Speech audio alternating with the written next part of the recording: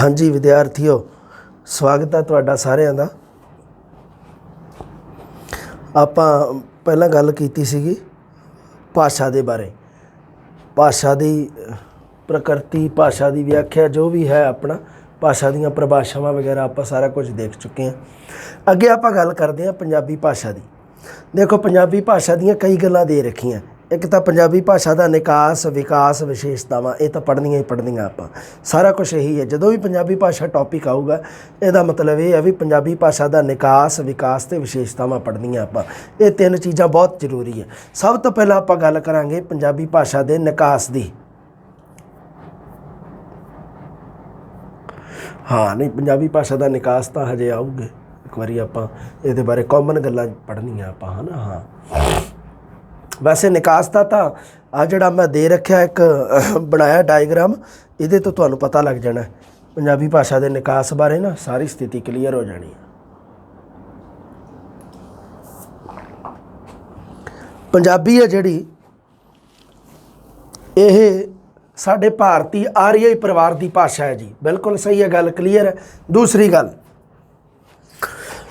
जो भारतीय यूरोपी परिवार की भारतीय ईरानी शाखा के नाल संबंधित है। देखो भारतीय आर्यई परिवार की एक भाषा है, ठीक है, जिहदा देखो भारतीय आर्यई परिवार की जो भारतीय यूरोपी परिवार की भारतीय ईरानी शाखा के नाल संबंधित है। सब तो पहला की है भी भारोपी भाषा परिवार एक रखा गया नाम। भारोपी शब्द का मतलब है भारत यूरोप। भारोपी का मतलब भारत ते यूरोप दोनों इकट्ठे हैं। भारत यूरोप भाषा परिवार नूं एक जगह ते रखा गया है इकट्ठे, जिहदा नाम लिखिया भारोपी भाषा परिवार, भारतीय यूरोपी परिवार। उहदियां अगे दो शाखावां हो गईयां। एक तो हो गई भारतीय ईरानी शाखा, उपर दे रखी है भारतीय ईरानी शाखा। एक हैगी यूरोपी परिवार। इहदे च जिहड़ियां यूरोपीयन भाषावां जिन्नियां भी इधर आ गईयां, इन्हां नूं आपां छड्ड देना, ये अपने काम दियां नहीं। अपने काम दी हैगी आ भारतीय ईरानी भाषा परिवार की गल करनी आपां। भारतीय ईरानी भाषा परिवार दे विच की है भी अगे तीन भारतीय ईरानी भाषा परिवार नूं तीन हिस्सिਆਂ 'ਚ वंडिया। एक ईरानी परिवार, एक दर्द परिवार, दर्दिक भाषा जिवें है ना, एक भारतीय आर्यई परिवार। हुण ईरानी ते दर्द परिवार नाल अपना कोई संबंध नहीं, कोई मतलब नहीं। अपना मतलब है भारतीय आर्यई परिवार तो। भारतीय आर्यई परिवार दे की है जी विकास दे तीन पड़ाव है। भारतीय आर्यई परिवार दे पहले विकास पड़ाव दे विच प्राचीन भारतीय आर्या भाषा बोली जाती सी। 1500 तो 600 BC बिफोर क्राइस्ट, है ना। जदों आप पढ़ते हैं अशोक सम्राट अशोक का टाइम भी आप BC पढ़ते हैं, बिफोर क्राइस्ट मतलब होंदा है भी ईस्वी सन चलण तो पहला आप पढ़ते हैं जदों, है ना। प्राचीन भारतीय आर्या भाषा उस समय की गल कर रहे हैं जदों मैं 1500 तो 1600 BC, उदों वैदिक संस्कृत, जदों वेदां की रचना हुई उन्हां दी भाषा सी वैदिक संस्कृत। ते एक भाषा उत्थों निकली क्लासिक संस्कृत, लौकिक भाषा। हुण तुसीं की करिओ 9वीं क्लास दे विच, 9वीं क्लास दी जिहड़ी हैगी आ बुक तुहाडे कोले, 9वीं क्लास वाली बुक है जिहड़ी, ਉਹਦੇ ਵਿੱਚ ਕੀ ਹੈ ਵੀ एक पाठ दिता होया सभ्याचार वाला, पहला पाठ ਉਹਦੇ ਵਿੱਚ ਤੁਸੀਂ पढ़ लियो। थोड़ा जिहा दिता कॉमन जा भी इस तरह करके पंजाबी भाषा का निकास ते विकास इस तरह करके होंदा है। 9वीं वाली बुक पंजाबी सभ्याचार की गल, तुसीं सभ्याचार वाला पाठ पढ़ लियो। पाठ जरूर पढ़ते रहो, तुसीं बहुत शानदार चीज़ां दे रखियां ਉਹਦੇ ਵਿੱਚ, है ना। तुसीं पढ़ते रहना, 9वीं वाली बुक नूं भुल्लना नहीं गा, विसरना नहीं गा, ਉਹ पढ़ियो थोड़ा जा। एक हैगा क्लासिकल संस्कृत, लौकिक भाषा। अच्छा आ भाषा तो सी पढ़े लिखे लोगों की भाषा, विद्वानां की भाषा। आम लोगों की भाषा लौकिक भाषा, क्लासिकल संस्कृत सी। हुण आपां गल करदे आ, इहदे ताईं अपना कोई मतलब नहीं, इहनूं आपां कटता। अगे आ जो क्लासिकल संस्कृत, अगे की होया, इहदा दूसरा विकास पड़ा चल गया। ये हैगी सी मध्यकालीन भारतीय आर्या भाषा जिहड़ी सीगी, जिहड़ी 600 BC तो 1000 AD, 600 बिफोर क्राइस्ट तो 1000 एनो डोमिनी जिन्हों आप कहने, है ना, मध्यकालीन भारती। ये जी अगे तीन हिस्सों के वंडी गई। एक पाली प्राकृत, एक ਸਾਹਿਤਕ प्राकृत ਤੇ ਇੱਕ ਅੱਗੇ ਅਪਭ੍ਰੰਸ਼ਾਂ ਭਾਸ਼ਾਵਾਂ ਚੱਲ ਪਈਆਂ। ਅਪਭ੍ਰੰਸ਼ਾਂ, ਅਪਭ੍ਰੰਸ਼ ਦਾ ਸ਼ਾਬਦਿਕ ਅਰਥ ਹੁੰਦਾ ਵਿਗੜਿਆ ਹੋਇਆ ਰੂਪ ਕਿਸੇ ਚੀਜ਼ ਦਾ, ਵਿਗੜਿਆ ਹੋਇਆ। ਸੋ ਅੱਗੇ ਦੂਜੇ ਵਿਕਾਸ ਪੜਾਅ ਦੇ ਵਿੱਚ ਜਦੋਂ ਚੱਲੀਆਂ ਇਸ ਤਰ੍ਹਾਂ ਪਾਲੀ ਪ੍ਰਾਕ੍ਰਿਤ ਤੇ ਸਾਹਿਤਕ ਪ੍ਰਾਕ੍ਰਿਤਕ ਤੱਕ ਆਪਣਾ ਕੋਈ ਮਤਲਬ ਨਹੀਂਗਾ, ਆਪਣੇ ਕੰਮ ਦੀ ਆ ਅਪਭ੍ਰੰਸ਼। ਅਪਭ੍ਰੰਸ਼ ਦੇ ਵਿੱਚੋਂ ਅੱਗੇ ਨਿਕਲਿਆ ਜੀ ਤੀਜਾ ਵਿਕਾਸ ਪੜਾਅ ਆਧੁਨਿਕ ਭਾਰਤੀ ਆਰੀਆ ਭਾਸ਼ਾਵਾਂ ਜਿਹੜੀਆਂ ਉਹ ਇੱਥੇ ਪੈਦਾ ਹੁੰਦੀਆਂ 1000 AD ਤੋਂ ਵਰਤਮਾਨ ਤੱਕ। ਤੇ ਭਾਰਤ ਦੀ ਜਿਹੜੀ ਸਾਡੀ ਪੰਜਾਬੀ ਭਾਸ਼ਾ ਹੈ ਜਿਹੜੀ ਉਹ ਆਧੁਨਿਕ ਭਾਰਤੀ ਆਰੀਆ ਭਾਸ਼ਾਵਾਂ ਦੇ ਵਿੱਚੋਂ ਤੀਜੇ ਵਿਕਾਸ ਪੜਾਅ ਦੇ ਵਿੱਚ ਜਾ ਕੇ ਜਨਮ ਲੈਂਦੀ ਹੈ। ਅਪਭ੍ਰੰਸ਼ਾਂ ਵਿੱਚੋਂ ਇਹਦਾ ਜਨਮ ਹੁੰਦਾ ਹੈ। ਠੀਕ ਹੈ, ਅੱਗੇ ਨੋਟ ਲਾ ਕੇ ਮੈਂ ਗੱਲ ਲਿਖੀ ਹੈ ਵੀ ਪੰਜਾਬੀ ਭਾਸ਼ਾ ਦਾ ਨਿਕਾਸ ਹੈ ਜਿਹੜਾ ਉਹ ਭਾਰਤੀ ਆਰੀਆ ਭਾਸ਼ਾ ਪਰਿਵਾਰ ਦੀ ਤੀਜੀ ਅਵਸਥਾ ਭਾਵ ਉਸ ਵੇਲੇ ਦੀਆਂ ਲੋਕ ਬੋਲੀਆਂ ਅਪਭ੍ਰੰਸ਼ਾਂ ਵਿੱਚੋਂ ਹੋਇਆ। ਆ ਜਿਹੜੀ ਇਹ ਪੂਰੇ ਨਕਸ਼ੇ ਦੀ ਗੱਲ ਮੈਂ 2 ਲਾਈਨਾਂ ਦੇ ਵਿੱਚ ਸਮਟਾਤੀ ਹੈ। ਦੇਖ ਲਓ ਤੁਸੀਂ, ਪੰਜਾਬੀ ਭਾਸ਼ਾ ਦਾ ਨਿਕਾਸ ਭਾਰਤੀ ਆਰੀਆ ਭਾਸ਼ਾ ਪਰਿਵਾਰ ਦੀ ਤੀਜੀ ਅਵਸਥਾ, ਭਾਰਤੀ ਆਰੀਆ ਭਾਸ਼ਾ ਪਰਿਵਾਰ ਦੀ ਭਾਰਤੀ ਆਰੀਆ ਭਾਸ਼ਾ ਪਰਿਵਾਰ ਦੀ ਪਹਿਲੀ ਦੂਜੀ ਤੀਜੀ ਅਵਸਥਾ ਦੀ ਗੱਲ ਕੀਤੀ ਹੈ ਮੈਂ। ਤੀਜੀ ਅਵਸਥਾ ਭਾਵ ਉਸ ਵੇਲੇ ਦੀਆਂ ਲੋਕ ਬੋਲੀਆਂ ਕਿਹੜੀਆਂ ਅਪਭ੍ਰੰਸ਼ਾਂ ਵਿੱਚੋਂ ਹੋਇਆ। ਹੁਣ ਆਪਾਂ ਗੱਲ ਕਰਦੇ ਹਾਂ ਪੰਜਾਬੀ ਭਾਸ਼ਾ ਦੀ ਇਤਿਹਾਸਕਾਰੀ ਬਾਰੇ। ਪੰਜਾਬੀ ਭਾਸ਼ਾ ਦੇ ਨਾਲ ਸੰਬੰਧਿਤ ਕਿਹੜੇ-ਕਿਹੜੇ ਇਤਿਹਾਸਕਾਰਾਂ ਨੇ ਆਪਣੇ ਆਪਣੇ ਵੇਰਵੇ, ਆਪਣੀਆਂ ਆਪਣੀਆਂ ਟੂਕਾਂ ਦਿੱਤੀਆਂ, ਆਪਣੇ ਆਪਣੇ ਵਿਚਾਰ ਮਤ ਪੇਸ਼ ਕੀਤੇ ਆ ਪੰਜਾਬੀ ਭਾਸ਼ਾ ਦੇ ਨਿਕਾਸ ਬਾਰੇ, ਵਿਕਾਸ ਬਾਰੇ, ਹੈ ਨਾ, ਜੋ ਵੀ ਹੈ ਉਹਨਾਂ ਦੇ ਬਾਰੇ ਆਪਾਂ ਗੱਲ ਕਰਦੇ ਹਾਂ। ਪ੍ਰਸ਼ਨ ਜ਼ਰੂਰ ਆਊਗਾ, ਯਾਦ ਰੱਖਣਾ ਤੁਸੀਂ। ਹਾਂਜੀ ਬੇਟਾ, ਪੰਜਾਬੀ ਦੇ 6 ਭਾਸ਼ਾ ਸ਼ਾਸਤਰੀਆਂ ਦਾ ਨਾਮ ਸਭ ਤੋਂ ਅੱਗੇ ਆਉਂਦਾ ਹੈ। ਵੇ 6 ਕਿਹੜੇ-ਕਿਹੜੇ? ਇੱਕ ਤਾਂ ਪਿਆਰਾ ਸਿੰਘ ਪਦਮ ਜਿਹਨੇ ਲਿਖੀ ਸੀ ਪੰਜਾਬੀ ਬੋਲੀ ਦਾ ਇਤਿਹਾਸ। ਇੱਕ ਪ੍ਰੇਮ ਪ੍ਰਕਾਸ਼ ਸਿੰਘ, ਇਹਨੇ ਵੀ ਪੰਜਾਬੀ ਬੋਲੀ ਦਾ ਇਤਿਹਾਸ ਲਿਖੀ ਹੈ। ਵਿਦਿਆ ਭਾਸਕਰ ਅਰੁਣ ਪੰਜਾਬੀ ਭਾਸ਼ਾ ਦਾ ਇਤਿਹਾਸ ਪੁਸਤਕ ਲਿਖੀ ਹੈ। ਦੁਨੀ ਚੰਦਰ ਨੇ ਪੰਜਾਬੀ ਭਾਸ਼ਾ ਦਾ ਵਿਕਾਸ ਲਿਖੀ ਹੈ। ਸੰਤ ਸਿੰਘ ਸੇਖੋਂ ਨੇ ਪੰਜਾਬੀ ਬੋਲੀ ਦਾ ਇਤਿਹਾਸ ਲਿਖੀ ਹੈ। ਬਸ ਆ 5 ਹੀ ਜ਼ਿਆਦਾ ਜ਼ਰੂਰੀ ਹੈ। ਉਹ 6ਵਾਂ ਜਿਹੜਾ ਉਹ ਕੋਈ ਏਡਾ ਕੰਮ ਦਾ ਹੈ ਨਹੀਂ ਸੀ, ਫਿਰ ਮੈਂ ਉਹਨੂੰ ਰਹਿਣ ਤਾ, ਮੈਂ ਕਿਹਾ ਨਹੀਂ। ਸਭ ਤੋਂ ਪਹਿਲਾਂ ਗੱਲ ਕਰਦੇ ਹਾਂ ਪਿਆਰਾ ਸਿੰਘ ਪਦਮ ਦੀ। ਪਿਆਰਾ ਸਿੰਘ ਪਦਮ ਦਾ ਕੀ ਕਹਿਣਾ? ਪਿਆਰਾ ਸਿੰਘ ਪਦਮ ਨੇ ਪੰਜਾਬੀ ਬੋਲੀ ਦਾ ਇਤਿਹਾਸ ਵਿੱਚ ਕਹਿੰਦਾ ਵੀ ਪੰਜਾਬੀ ਦਾ ਮੂਲ ਹੈ ਜਿਹੜਾ ਉਹ ਸੰਸਕ੍ਰਿਤ ਨਹੀਂ ਸਗੋਂ ਅਪਭ੍ਰੰਸ਼ ਹੈ। ਅੱਗੇ ਉਹਨੇ ਕਹਿੰਦਾ ਵੀ ਪੂਰਬੀ ਪੰਜਾਬੀ ਦੀ ਸਾਹਿਤਕ ਬੋਲੀ ਸ਼ੋਰ ਸੈਣੀ ਅਪਭ੍ਰੰਸ਼ ਹੈ ਤੇ ਪੱਛਮੀ ਪੰਜਾਬੀ ਦੀ ਸਾਹਿਤਕ ਬੋਲੀ ਪਿਸ਼ਾਚੀ ਅਪਭ੍ਰੰਸ਼ ਹੈ। ਤੁਹਾਨੂੰ ਪਤਾ ਹੈ ਵੀ ਇੱਕ ਪੂਰਬੀ ਪੰਜਾਬੀ ਆ, ਭਾਰਤ ਦੇ ਵਿੱਚ ਜਿਹੜੀ ਬੋਲੀ ਜਾਂਦੀ ਆ ਉਹ ਪੂਰਬੀ ਪੰਜਾਬੀ ਆ, ਜਿਹੜੀ ਪਾਕਿਸਤਾਨ ਵਿੱਚ ਬੋਲੀ ਜਾਂਦੀ ਉਹਨੂੰ ਕਹਿ ਸਕਦੇ ਹਾਂ ਆਪਾਂ ਪੱਛਮੀ ਪੰਜਾਬੀ, ਕਿਉਂਕਿ ਭਾਰਤ ਪੂਰਬ 'ਚ ਨਕਸ਼ੇ 'ਚ ਆਉਂਦਾ ਅਤੇ ਪਾਕਿਸਤਾਨ ਪੱਛਮ ਵਾਲੀ ਸਾਈਡ ਆ, ਹੈ ਨਾ। ਇਸ ਕਰਕੇ ਇਹਨੂੰ ਜਿਹੜੀ ਪੰਜਾਬੀ ਸਾਡੀ ਭਾਰਤ ਦੀ ਪੂਰਬੀ ਪੰਜਾਬੀ ਦੀ ਸਾਹਿਤਕ ਬੋਲੀ ਸ਼ੋਰ ਸੈਣੀ ਸੀਗੀ ਅਤੇ ਇਹ ਕਹਿੰਦਾ ਵੀ ਪੱਛਮੀ ਪੰਜਾਬੀ ਦੀ ਸਾਹਿਤਕ ਬੋਲੀ ਸੀ ਪਿਸ਼ਾਚੀ। ਲਓ ਜੀ, ਪਿਆਰਾ ਸਿੰਘ ਪਦਮ ਨੇ ਇਹ 3 ਗੱਲਾਂ ਬਹੁਤ ਜ਼ਰੂਰੀ ਲਿਖੀਆਂ ਆਪਣੀ ਪੰਜਾਬੀ ਬੋਲੀ ਦੇ ਇਤਿਹਾਸ ਵਿੱਚ। ਉਹ ਕਹਿੰਦਾ ਵੀ ਪੰਜਾਬੀ ਦਾ ਮੂਲ ਹੈ ਜਿਹੜਾ, ਪੰਜਾਬੀ ਦਾ ਜੜ ਹੈ ਜਿਹੜਾ ਉਹ ਸੰਸਕ੍ਰਿਤ ਨਹੀਂ ਗੀ ਸਗੋਂ ਅਪਭ੍ਰੰਸ਼ ਹੈ। ਪ੍ਰੇਮ ਪ੍ਰਕਾਸ਼ ਸਿੰਘ ਨੇ ਕੀ ਕਿਹਾ ਪੰਜਾਬੀ ਬੋਲੀ ਦਾ ਇਤਿਹਾਸ ਵਿੱਚ? ਉਹ ਕਹਿੰਦਾ ਨਹੀਂ ਜੀ, ਪੰਜਾਬੀ ਦਾ ਮੂਲ ਸੋਮਾ ਵੈਦਿਕ ਸੰਸਕ੍ਰਿਤ ਹੈ। ਪਿਆਰਾ ਸਿੰਘ ਪਦਮ ਕਹਿੰਦਾ ਪੰਜਾਬੀ ਦਾ ਮੂਲ ਸੋਮਾ ਸੰਸਕ੍ਰਿਤ ਨਹੀਂ ਹੈ, ਪਰ ਪ੍ਰੇਮ ਪ੍ਰਕਾਸ਼ ਕਹਿੰਦਾ ਪੰਜਾਬੀ ਦਾ ਮੂਲ ਸੋਮਾ ਵੈਦਿਕ ਸੰਸਕ੍ਰਿਤ ਹੈ। ਹੋਰ ਆਧੁਨਿਕ ਬੋਲੀਆਂ ਨਾਲੋਂ ਪੰਜਾਬੀ ਪ੍ਰਾਕ੍ਰਿਤ ਦੇ ਨੇੜੇ ਹੈ। ਇਹ ਗੱਲ ਪ੍ਰੇਮ ਪ੍ਰਕਾਸ਼ ਸਿੰਘ ਨੇ ਕਹੀ ਹੈ। ਪ੍ਰੇਮ ਪ੍ਰਕਾਸ਼ ਸਿੰਘ ਨੇ ਗੱਲ ਸਿੱਧ ਵੀ ਕੀਤੀ ਹੈ ਵੀ ਕਹਿੰਦਾ ਵੀ ਪ੍ਰਾਕ੍ਰਿਤ ਦੇ ਸਭ ਤੋਂ ਨੇੜੇ ਜੇ ਕੋਈ ਭਾਸ਼ਾ ਹੈ ਤਾਂ ਉਹ ਪੰਜਾਬੀ ਭਾਸ਼ਾ ਹੈ। ਇਹ ਅਗਲੀ ਗੱਲ, ਲਹਿੰਦੀ ਅਤੇ ਪੂਰਬੀ ਪੰਜਾਬੀ ਇੱਕੋ ਭਾਸ਼ਾ ਹੈ ਕਹਿੰਦਾ, ਦੋਨੇ ਪੰਜਾਬੀ ਦੀਆਂ ਹੀ ਹੈ। ਲਹਿੰਦੀ ਪਾਕਿਸਤਾਨ ਦੇ ਵਿੱਚ ਬੋਲੀ ਜਾਣ ਵਾਲੀ ਪੰਜਾਬੀ ਨੂੰ ਲਹਿੰਦੀ ਕਿਹਾ ਜਾਂਦਾ ਹੈ ਅਤੇ ਪੂਰਬੀ ਪੰਜਾਬੀ ਦੇ ਪੂਰਬੀ ਅਤੇ ਪੱਛਮੀ ਰੂਪ ਹੈ। ਬਸ ਪੰਜਾਬੀ ਦੀ ਉਤਪਤੀ ਕਈ ਅਪਭ੍ਰੰਸ਼ ਤੋਂ ਸੰਭਵ ਹੈ। ਪ੍ਰੇਮ ਪ੍ਰਕਾਸ਼ ਸਿੰਘ ਨੇ ਇਹ ਗੱਲ ਕਹੀ ਹੈ। ਹਾਲਾਂਕਿ ਇਹਨੇ ਕਈ ਅਪਭ੍ਰੰਸ਼ਾਂ ਦੇ ਨਾਮ ਲਏ ਆ, ਪਰ ਉਹਨੇ ਕਿਹਾ ਵੀ ਸਭ ਤੋਂ ਜ਼ਿਆਦਾ ਜਿਹੜਾ ਪ੍ਰਭਾਵਸ਼ਾਲੀ ਅਪਭ੍ਰੰਸ਼ ਰਹੀ ਹੈ ਪੰਜਾਬ ਦੇ ਉੱਪਰ, ਪੰਜਾਬੀ ਭਾਸ਼ਾ ਦੇ ਉੱਪਰ, ਤਾਂ ਉਹ ਕਈ ਦਾ ਨਾਮ ਲਿਆ ਹੈ ਪ੍ਰੇਮ ਪ੍ਰਕਾਸ਼ ਸਿੰਘ ਨੇ। ਇਹ ਤੁਸੀਂ ਗੱਲ ਚੇਤੇ ਰੱਖਣੀ ਹੈ, ਵਿਦਵਾਨ ਦਾ ਨਾਮ ਚੇਤੇ ਰੱਖ ਕੇ ਰੱਖਣੀ ਹੈ।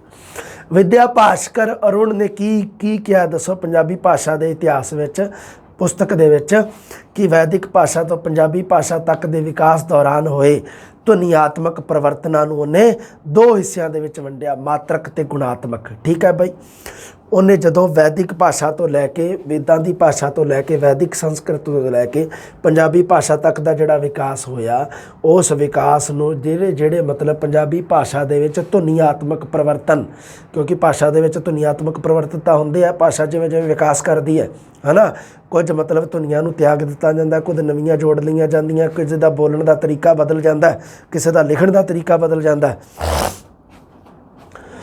ਸੋ ਕੀ ਹੋਇਆ ਵੀ ਉਹ ਧੁਨੀਆਤਮਕ ਪਰਿਵਰਤਨਾਂ ਨੂੰ ਉਹਨੇ ਦੋ ਹਿੱਸਿਆਂ 'ਚ ਵੰਡ ਲਿਆ, ਇੱਕ ਮਾਤਰਕ, ਇੱਕ ਗੁਣਾਤਮਕ। ਮਾਤਰਕ ਤਬਦੀਲੀ ਉਹ ਕਹਿੰਦਾ ਵੀ ਸਵਰਾਂ ਦੀ ਮਾਤਰਾ ਵਿੱਚ ਵਾਪਰਦੀ ਹੈ, ਸਵਰਾਂ ਦੀ ਮਾਤਰਾ ਵਿੱਚ, ਠੀਕ ਹੈ।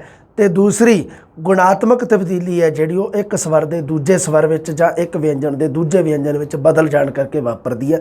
ਕਾਮਨ ਗੱਲ ਹੈ, ਬਸ ਤੁਸੀਂ ਚੇਤੇ ਰੱਖਣੀ ਹੈ, ਇਸ ਤੋਂ ਉੱਤੇ ਕੋਈ ਟੈਨਸ਼ਨ ਨਹੀਂ ਲੈਣੀ। ਵਿਦਿਆ ਭਾਸਕਰ ਅਰੁਣ ਦੀ ਗੱਲ।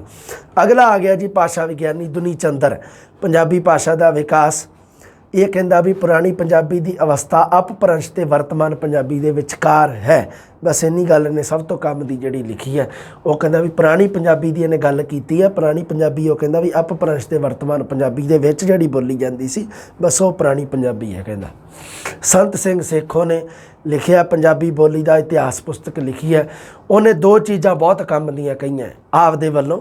ਉਹ ਕਹਿੰਦਾ ਵੀ ਸੰਸਾਰ ਦੀਆਂ ਬੋਲੀਆਂ ਦੀ ਹੋਂਦ ਹੈ, ਜਿਹੜੀ ਹੋਂਦ ਦਾ ਕਾਰਨ ਕੀ ਹੈ, ਵੀ ਕੀ ਕਾਰਨ ਹੈ ਸੰਸਾਰ ਦੇ ਉੱਪਰ ਇੰਨੀਆਂ ਬੋਲੀਆਂ ਜਿਉਂਦੀਆਂ ਹਨ, ਜੀਂਦੀਆਂ ਹਨ, ਜਿੰਦਾ ਹਨ। ਕਾਰਨ ਜਾਤੀਆਂ ਅਤੇ ਦੇਸ਼ ਭੇਦਾਂ ਨੂੰ ਮੰਨਿਆ। ਉਹ ਕਹਿੰਦਾ ਜਾਤੀ ਅਤੇ ਦੇਸ਼ ਭੇਦਾਂ ਦਾ ਕਰਕੇ ਮਤਲਬ ਬੋਲੀ ਦੀ ਹੋਂਦ ਹੁੰਦੀ ਹੈ। ਬੋਲੀਆਂ ਦੇ ਵਿਕਾਸ ਉੱਪਰ ਸਭ ਤੋਂ ਜ਼ਿਆਦਾ ਪ੍ਰਭਾਵ ਸਾਹਿਤ ਪਾਉਂਦਾ, ਲਿਟਰੇਚਰ ਪਾਉਂਦਾ। ਉਹ ਕਹਿੰਦਾ ਵੀ ਬੋਲੀਆਂ ਦੇ ਵਿਕਾਸ ਦੇ ਉੱਪਰ ਜੇ ਤੁਸੀਂ ਕਹੋ ਵੀ ਸਭ ਤੋਂ ਜ਼ਿਆਦਾ ਪ੍ਰਭਾਵ ਕੌਣ ਪਾਉਂਦਾ ਹੈ, ਕੀ ਸਮਾਜ ਪਾਉਂਦਾ ਹੈ, ਸਮਾਜ ਦੇ ਲੋਕ ਪਾਉਂਦੇ ਆ, ਨਹੀਂ। ਉਹ ਕਹਿੰਦਾ ਵੀ ਸਾਹਿਤ, ਲਿਟਰੇਚਰ ਸਭ ਤੋਂ ਜ਼ਿਆਦਾ ਕਿਸੇ ਬੋਲੀ ਦੇ ਵਿਕਾਸ ਨੂੰ ਪ੍ਰਭਾਵਿਤ ਕਰਦਾ ਹੈ। ਯਾਦ ਰੱਖਣਾ ਤੁਸੀਂ, ਇਹ ਗੱਲ ਕਿਹਨੇ ਆਖੀ ਹੈ? ਸੰਤ ਸਿੰਘ ਸੇਖੋਂ ਨੇ। ਲਓ ਸਭ ਤੋਂ ਪਹਿਲਾਂ ਆਪਾਂ ਗੱਲ ਕਰਦੇ ਹਾਂ ਪੰਜਾਬੀ ਭਾਸ਼ਾ ਦੇ ਨਿਕਾਸ ਦੀ। ਪੰਜਾਬੀ ਭਾਸ਼ਾ ਦੇ ਨਿਕਾਸ ਦੀ ਗੱਲ ਕਰਨ ਤੋਂ ਪਹਿਲਾਂ ਪੰਜਾਬੀ ਦਾ ਨਾਮਕਰਨ ਤਾਂ ਦੇਖ ਲਈਏ, ਪੰਜਾਬੀ ਕਿਵੇਂ ਪਿਆ।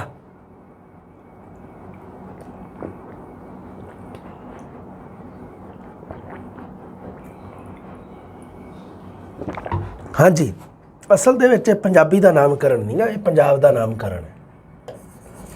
ਪੰਜਾਬ ਦਾ ਨਾਮਕਰਨ। ਅੱਛਾ, ਤੁਹਾਨੂੰ ਪਤਾ ਹੈ ਪੰਜਾਬ ਦਾ ਸਭ ਤੋਂ ਪੁਰਾਣਾ ਨਾਮ ਸਪਤ ਸਿੰਧੂ ਸੀਗਾ। ਸਪਤ ਸਿੰਧੂ ਕਿਵੇਂ ਸੀਗਾ? ਇਹ ਰਿਗਵੇਦ ਦੇ ਵਿੱਚ ਮਿਲਦਾ ਹੈ। ਰਿਗਵੇਦ ਦੇ ਵਿੱਚ ਨਾਮ ਆਉਂਦਾ ਸਪਤ ਸਿੰਧੂ, ਹੈ ਨਾ। ਮਤਲਬ ਕੀ ਹੈ ਵੀ ਸਿੰਧੂ ਨਦੀ ਅਤੇ ਉਹਦੇ ਨਾਲ ਕੁੱਲ 7 ਨਦੀਆਂ, 7 ਸਿੰਧੂ ਨਦੀ ਇੱਕ ਆਪ 6 ਨਾਲ ਹੋਰ ਸਹਾਇਕ ਨਦੀਆਂ ਉਹਦੀਆਂ, ਸਪਤ ਸਿੰਧੂ। ਸਪਤ ਦਾ ਮਤਲਬ 7। ਸਪਤ ਸਿੰਧੂ ਸਭ ਤੋਂ ਪੁਰਾਣਾ। ਇਸ ਤੋਂ ਬਾਅਦ ਵਹੀਕ ਦੇਸ਼ ਵੀ ਨਾਮ ਰਿਹਾ ਇਹਦਾ ਪੰਜਾਬ ਦਾ, ਟੱਕ ਦੇਸ਼, ਮਦਰ ਦੇਸ਼, ਪੰਚਨਦ ਵੀ ਨਾਮ ਰਿਹਾ। ਪੰਚਨਦ ਫਿਰ ਸੀਗਾ ਲਾਸਟ। ਉਸ ਤੋਂ ਬਾਅਦ ਕੀ ਹੋਇਆ? ਸਭ ਤੋਂ ਪ੍ਰਸਿੱਧ ਇਹਨਾਂ ਦੇ ਵਿੱਚੋਂ ਨਾਮ ਰਿਹਾ ਪੰਜਾਬ। ਸਭ ਤੋਂ ਪ੍ਰਸਿੱਧ ਨਾਮ ਕਿਹੜਾ ਰਿਹਾ ਜੀ? ਪੰਜਾਬ। ਹੁਣ ਕੀ ਹੈ ਵੀ ਇਹ ਨਾਮ ਤਾਂ ਦਿੱਤੇ ਗਏ ਸੀਗੇ, ਆ ਜਿਹੜੇ ਸਪਤ ਸਿੰਧੂ ਜਿਹੜੇ ਸੀਗੇ ਆਰੀਆ ਲੋਕਾਂ ਨੇ ਨਾਮ ਦਿੱਤਾ ਇਹਨੂੰ। ਵਾਹੀਕ ਦੇਸ਼, ਵਹੀਕ ਦਾ ਅਰਥ ਦੇਖ ਲਓ ਕੀ ਹੁੰਦਾ, ਬਾਹਰਲਾ, ਬੇਗਾਨਾ, ਬਾਹਰ ਵਾਲਾ, ਬਾਹਰੋਂ ਆਇਆ ਕੋਈ ਆਪਣੇ, ਜਿਵੇਂ ਉਹਨੂੰ ਆਪਾਂ ਬੇਗਾਨਾ ਕਹਿੰਦੇ ਹਾਂ, ਬਾਹਰਲਾ। ਟੱਕ ਦੇਸ਼, ਮਦਰ ਦੇਸ਼, ਪੰਚਨਦ। ਪੰਚਨਦ ਨਾਮ ਤਾਂ ਸੁਣਿਆ ਹੋਇਆ ਹੈ ਨਾ ਤੁਸੀਂ।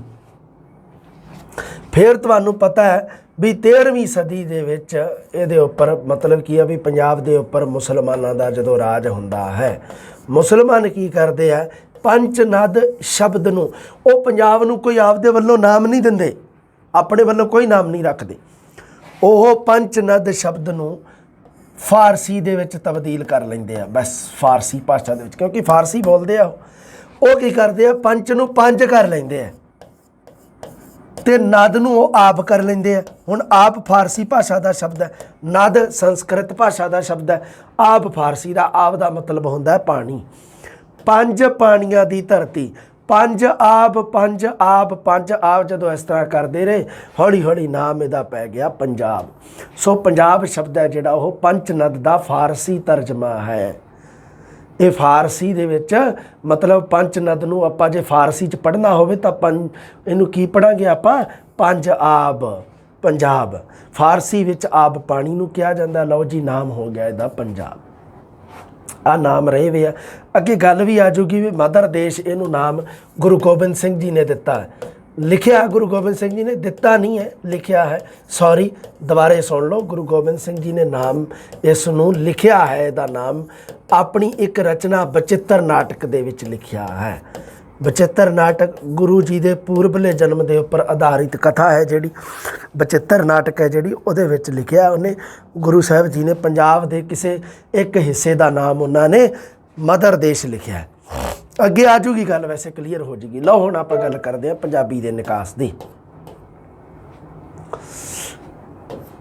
पंजाबी दे निकास की गल, हाँ पंजाबी शब्द की वरतों आ जूगा सारा कुछ अगे, ठीक है। हाँ जी, पंजाबी है जिहड़ी आधुनिक भारती आर्या भाषा है। सारियां आधुनिक भारती आर्या भाषावां दे निकास की आखिरी कड़ी है जिहड़ी अपभ्रंश भाषा है। ध्यान दे विच रखना, आखिरी कड़ी है जिहड़ी। उस तो बाद तुहानूं पता है भी पंजाबी का मुहांदरा मूँह मत्था बिल्कुल वधिया निखरन लग जाता, सामने आउण लग जाता अपभ्रंश तो बाद। इस करके आखिरी है जिहड़ी वो अपभ्रंश है। अपभ्रंश जिन्ना अपभ्रंश तो पहला अपभ्रंश तो पहला की हुंदा, सारियां भाषावां लगभग इक्को जे एक समान गुण दीआं धारनी हुंदियां। हिंदी कह लो, पंजाबी कह लो, कोई भी भाषा है जिहड़ी भारती आर्या परिवार दी है। पर अपभ्रंशां तो बाद इन्हां दा आपस दे विच जिहड़ा ओह अपना अपना मुहांदरा मूँह मत्था जिहड़ा ओह निखर के सामने आउंदा सारियां भाषावां दा। पंजाबी दे निकास बारे देखो जी, चार मत प्रचलित है, कोई एक तो है नहीं गा भी पंजाबी भाषा का निकास है जिहड़ा कित्थों होया। निकासी जिन्हों आपां कह दें, निकास जन्म कह लो तुसीं, है ना। सो निकास है जिहड़ा उहदे बारे चार है। एक शोर सैनीवाद चलता है, एक पिशाचीवाद है, एक द्रावड़वाद है, तो एक लघु प्रकृतां दा वाद है। लो सारियां गल्लां क्लीयर करदा। तुहानूं पता है शोर सैनीवाद ते पिशाचीवाद ये तो डॉक्टर जॉर्ज अब्राहम ग्रीयरसन ने दिते हैं। डॉक्टर ग्रीयरसन ने एक पुस्तक लिखी सी, linguistic survey of India, Bharat का भाषाई सर्वेखण। उन्हें भारत दीआं सारियां भाषावां का सर्वेखण किया सीगा, जिहदे विच उन्हें पंजाबी का भी सर्वेखण किया सी ग्रीयरसन ने। हुण ग्रीयरसन ने आप नहीं सी ये काम किया, उन्हें भी थल्ले बंदे किराए ते छड्ड के उन्हें काम करवा लिया उन्हां तों। उन्हां लोकां नूं नहीं पता। सो उन्होंने की कीता, उहदे विच ओह जिहड़ी सीगी भारत का भाषाई सर्वेखण, जिन्हों अंग्रेजी दे विच आपां कह सकते हैं लिंग्विस्टिक सर्वे ऑफ इंडिया, उस पुस्तक दे विच की कीता उन्हें ग्रीयरसन ने द्वैतवाद का सिद्धांत दिता, दुवंडी सिद्धांत दिता। द्वैतवाद या दुवंडी का सिद्धांत है की है। उन्हें की कीता, पूर्वी पंजाबी ते पश्चिमी पंजाबी नूं दो अलग अलग भाषावां मन्नियां। वो कहता भी पाकिस्तान दे विच बोली जाने वाली जिहड़ी, हालांकि उदों पाकिस्तान तो बनिया नहीं सीगा, वो मतलब कि जिहड़ी दूसरे हिस्से विच बोली जाने वाली है जिहड़ी, वो एक अलग भाषा है। जिहड़ी इधर भारत वाली साइड इधर जिहड़ी पूर्व दे विच बोली जाने वाली है, ये एक अलग भाषा है। उन्हें इधरली नूं पंजाबी नाम देता, उहदा नाम उन्हें लहिंदी, पता ही है लहिंदी सीगा नाम उहदा, है ना, लहिंदे वाले पासे जिहड़ी। ये जिहड़ा हैगा शोर सैनीवाद, ये पंजाबी का निकास शोर सैनी अपभ्रंश तो होया, इनू कहा जाता शोर सैनीवाद। डॉक्टर जॉर्ज ग्रीयरसन का द्वैतवादी सिद्धांत सीगा। उन्हें अपनी पुस्तक भारत के भाषाई सर्वेखण दे विच कहंदा पूर्वी ते पश्चिमी पंजाबी दो वख-वख भाषावां हन। मैं तुहानूं गल क्लीयर कर देवां, पूर्वी ते पंजाबी तुहानूं पता है भी वख-वख भाषावां नहीं गियां। जिहड़ी पश्चिमी पंजाबी है जिन्हों आपां लहिंदी कहने हैं, वो पंजाबी की एक उपभाषा है। जदों आप उपभाषावां पढ़ांगे ना, तुहाडे हैगा ना उपभाषावां, उहदे विच लहिंदी बारे पढ़ांगे आपां, फिर वो लहिंदी है जिहड़ी पंजाबी भाषा का एक उपभाषा है। पर ग्रीयरसन इत्थे गलती कर गया, बहुत वड्डी। द्वैतवाद का सिद्धांत कहा जाता है, दो वंडी सिद्धांत। वो कहता भी लहिंदी का स्रोत तो पिशाची है, याद रखना तुसीं, ध्यान रखना। लहिंदी का स्रोत पिशाची है, तो पूर्वी पंजाबी जिहड़ी भारत विच बोली जाती है, उसका स्रोत शोर सैनी है। लहिंदी नूं उन्हें बाहरी चक्कर का नाम देता, बाहर वाला चक्कर, तो पूर्वी पंजाबी नूं अंदरला चक्कर नाम देता। ठीक है, बस होगी गल क्लीयर। शोर सैनीवाद दी पिशाचीवाद भी ग्रीयरसन ने ही दिता है। ये मतलब की है, ये कहता भी पिशाचीवाद का मतलब की है भी जिहड़ी पश्चिमी पंजाबी है लहिंदी है, वो पिशाची अपभ्रंश तो पैदा हुई है। ग्रीयरसन ने दिता। डॉक्टर बनारसी दास जैन ते काला सिंह बेदी, इन्हां दोनों ने ग्रीयरसन के सिद्धांत का समर्थन किया सीगा। पर हरदेव बाहरी ने ग्रीयरसन के इस सिद्धांत का खंडन किया। वो कहता जी नहीं, बिल्कुल गलत है। अच्छा, एक तुसीं होर ध्यान दे विच रखना, BA की जिहड़ी बुक है तुहाडी निबंध वाली, ਉਹਦੇ ਵਿੱਚ ਪ੍ਰਿੰਸੀਪਲ ਤੇਜਾ ਸਿੰਘ ਦਾ ਨਿਬੰਧ ਦੇ ਰੱਖਿਆ ਪੰਜਾਬੀ ਬੋਲੀ ਬਾਰੇ, ਜ਼ਰੂਰ ਪੜ੍ਹਨਾ। ਉਹਦੇ ਵਿੱਚ ਉਹਨੇ ਲਿਖਿਆ ਵੀ ਕਈ ਲੋਕ ਗਰੀਅਰਸਨ ਦੇ ਪਿੱਛੇ ਲੱਗ ਕੇ ਪੰਜਾਬੀ ਨੂੰ, ਪੂਰਬੀ ਪੰਜਾਬੀ ਤੇ ਲਹਿੰਦੀ ਨੂੰ ਅਲੱਗ-ਅਲੱਗ ਹੈ ਨਾ ਮਤਲਬ ਮੰਨ ਲੈਂਦੇ ਆ। ਸੱਚ ਗੱਲ ਤਾਂ ਉਹ ਕਹਿੰਦਾ ਵੀ ਇਹ ਹੈ ਵੀ ਲਹਿੰਦੀ ਪੰਜਾਬੀ ਹੈ ਜਿਹੜੀ ਉਹ ਪੂਰਬੀ ਪੰਜਾਬੀ ਦਾ ਇੱਕ ਨਿੱਗਰ ਅੰਗ ਹੈ। ਕਹਿੰਦਾ ਇੱਕੋ ਰੁੱਖ ਦੀਆਂ ਦੋ ਟਾਹਣੀਆਂ ਕਹਿ ਲਓ, ਕਹਿੰਦਾ ਇਸ ਤਰ੍ਹਾਂ ਕਰਕੇ ਉਹ ਕਹਿੰਦਾ ਬੜੇ ਵਧੀਆ ਤਰੀਕੇ ਨਾਲ ਉਹਨੇ ਗੱਲ ਸਮਝਾਈ ਹੈ। ਪ੍ਰਿੰਸੀਪਲ ਤੇਜਾ ਸਿੰਘ ਵਾਲਾ ਉਹ ਲੇਖ ਪੜ੍ਹ ਲਿਓ ਵੀ, ਤੁਹਾਨੂੰ ਮੈਂ ਜਿਹੜੀ ਗੱਲ ਕਹਾਂ ਜ਼ਰੂਰ ਕਰਿਆ ਕਰੋ, ਉਹ ਯਾਦ ਰੱਖਿਆ ਕਰੋ ਇਸ ਗੱਲ ਨੂੰ। ਅਗਲਾ ਜਿਹੜਾ ਸਿਧਾਂਤ ਆ ਉਹ ਹੈਗਾ ਦਰਾਵੜਵਾਦ। ਇਹ ਸਿਧਾਂਤ ਆ ਅਨਲ ਹੱਕ ਫਰੀਦਕੋਟੀ ਨੇ ਪੇਸ਼ ਕੀਤਾ। ਨਾਮ ਚੇਤੇ ਰੱਖਣਾ ਬੰਦੇ ਦਾ, ਅਨਲ ਹੱਕ ਫਰੀਦਕੋਟੀ। ਅਨਲ ਹੱਕ ਸ਼ਬਦ ਪੜ੍ਹਿਆ ਸੀ ਆਪਾਂ ਹੈ ਨਾ, ਅਨਲ ਹੱਕ ਮੈਂ ਹੀ ਰੱਬ ਹਾਂ, ਆ ਗਿਆ ਚੇਤਾ। ਸੂਫੀ ਦੇ ਵਿੱਚ, ਸੂਫੀ ਕਾਵ 'ਚ ਪੜ੍ਹਿਆ ਸੀਗਾ, ਕਰ ਲਿਓ ਚੇਤਾ ਤੁਸੀਂ। ਅਨਲ ਹੱਕ ਫਰੀਦਕੋਟੀ ਨੇ ਪੇਸ਼ ਕੀਤਾ। ਇਹ ਕਹਿੰਦਾ ਵੀ ਸੰਸਕ੍ਰਿਤ ਹੈ ਜਿਹੜੀ ਇੱਕ ਆਰੀਆ ਭਾਸ਼ਾ ਹੈ, ਪਰ ਪ੍ਰਾਕ੍ਰਿਤ ਹੈ ਜਿਹੜਾ ਉਹ ਦਰਾਵੜ ਲੋਕਾਂ ਦੀ ਭਾਸ਼ਾ ਹੈ। ਤੋਂ ਪੰਜਾਬੀ ਦਾ ਨਿਕਾਸ ਹੈ ਜਿਹੜਾ ਉਹ ਸੰਸਕ੍ਰਿਤ ਤੋਂ ਪ੍ਰਭਾਵਿਤ ਪ੍ਰਾਚੀਨ ਦਰਾਵੜ ਭਾਸ਼ਾ ਤੋਂ ਹੋਇਆ। ਕਹਿੰਦਾ ਸੰਸਕ੍ਰਿਤ ਤੋਂ ਨਹੀਂ ਹੋਇਆ, ਦਰਾਵੜ ਭਾਸ਼ਾ ਤੋਂ ਹੋਇਆ ਜਿਹਦੇ ਉੱਪਰ ਸੰਸਕ੍ਰਿਤ ਦਾ ਪ੍ਰਭਾਵ ਹੈ। ਪਰ ਇਹ ਸਿਧਾਂਤ ਦਾ ਖੰਡਨ ਕਿਹਨੇ ਕੀਤਾ ਜੀ? ਡਾਕਟਰ ਪ੍ਰੇਮ ਪ੍ਰਕਾਸ਼ ਸਿੰਘ ਨੇ। ਲਘੂ ਪ੍ਰਾਕ੍ਰਿਤਾਂ ਦਾ ਵਾਦ ਕਿਹਨੇ ਦਿੱਤਾ ਸਿਧਾਂਤ? ਇਹ ਡਾਕਟਰ ਪ੍ਰੇਮ ਪ੍ਰਕਾਸ਼ ਸਿੰਘ ਨੇ ਦਿੱਤਾ। ਉਹ ਕਹਿੰਦਾ ਵੀ ਪੰਜਾਬੀ ਦਾ ਨਿਕਾਸ ਅਣਗੌਲੀਆਂ ਲਘੂ ਪ੍ਰਾਕ੍ਰਿਤਾਂ, ਅਣਗੌਲੀਆਂ ਮਤਲਬ ਜਿਨ੍ਹਾਂ ਦੇ ਉੱਪਰ ਧਿਆਨ ਨਹੀਂ ਜਾਂਦਾ, ਉਹਨਾਂ ਨੂੰ ਕਿਹਾ ਜਾਂਦਾ ਅਣਗੌਲੀਆਂ। ਕਿਹੜੀਆਂ ਕਿਹੜੀਆਂ? ਉਹਨੇ ਕਈ ਟੱਕ ਜਾਂ ਟੱਕੀ ਤੇ ਮਦਰ ਬਾਹਰ ਲਿਖੀ ਉਪਨਾਗਰ ਤੋਂ ਹੋਇਆ। ਇਹਨੇ ਐਵੇਂ ਨਾਮ ਲਿਖਤੇ ਕੁਛ ਪ੍ਰੇਮ ਪ੍ਰਕਾਸ਼ ਸਿੰਘ ਨੇ। ਇਹਦੇ ਵਿੱਚੋਂ ਬਾਹਰ ਲਿਖੀ ਤੇ ਉਪਨਾਗਰ ਤਾਂ ਨਹੀਂ ਕੋਈ ਬਣਦਾ ਗਾ, ਇਹ ਤਾਂ ਐਵੇਂ ਨਾਮ ਲਿਖਤੇ ਇਹਨੇ, ਇਹ ਤਾਂ ਨਹੀਂ ਬਣਦਾ ਸਹੀ। ਪਰ ਆਹ ਤਾਂ ਠੀਕ ਹੈ ਇਹਦੀ ਗੱਲ ਕਿ ਕਈ ਟੱਕ ਜਾਂ ਟੱਕੀ ਜਾਂ ਮਦਰ, ਇਹ ਲਘੂ ਪ੍ਰਕਿਰਤਾਂ ਜਿਹੜੀਆਂ। ਸਭ ਤੋਂ ਪਹਿਲਾਂ ਟੱਕੀ ਅਪਭ੍ਰੰਸ਼ ਦੇ ਬਾਰੇ ਗੱਲ ਕਰਦੇ ਹਾਂ।